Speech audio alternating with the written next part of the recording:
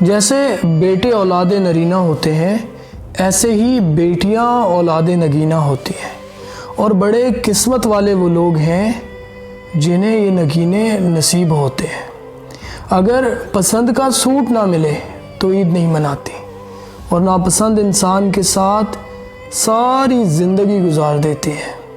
چھوٹی چھوٹی شکایتیں اپنے ماں باپ سے کرتی ہیں، لیکن سسرال میں ہر دکھ تکلیف کو سہ جاتی ہیں۔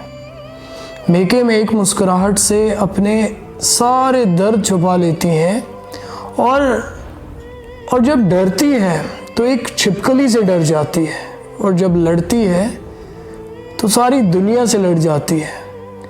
جیتنا چاہتی ہے تو ساری دنیا جیت لیتی ہے، ہارتی ہے تو اپنی اولاد سے ہار جاتی ہے۔ بیٹیوں کی قدر کیجیے۔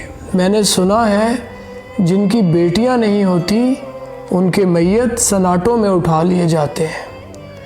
ہم بیٹی کو بیٹا کہہ کر پکار لیتے ہیں، لیکن بیٹے کو بیٹی کہہ کر نہیں پکارا جاتا، کیونکہ بیٹی خاص ہوتی ہے۔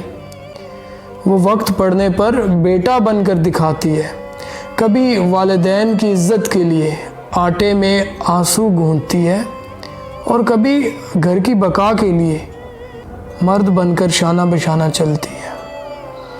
یہ اللہ کی بڑی خاص رحمت ہے، قدر کیجیے۔ یہ آپ گینے بڑے نازک ہیں۔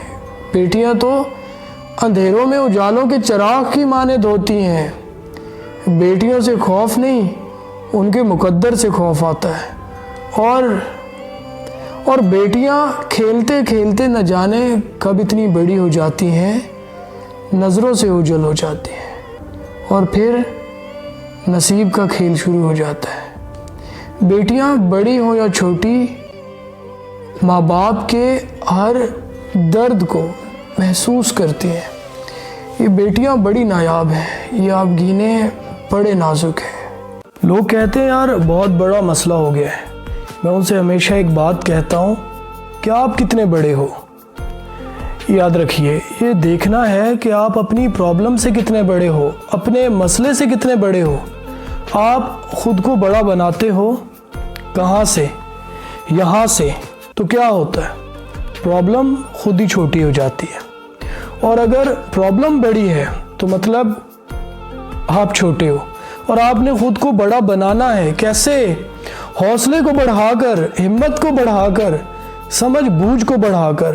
ہم نے مسائل پہ قابو پانا ہے اور خود کو بڑا کرنا ہے، اور ہم کر دیتے ہیں، خود پہ قابو پا لیتے ہیں اور مسائل کو بڑا کر دیتے ہیں۔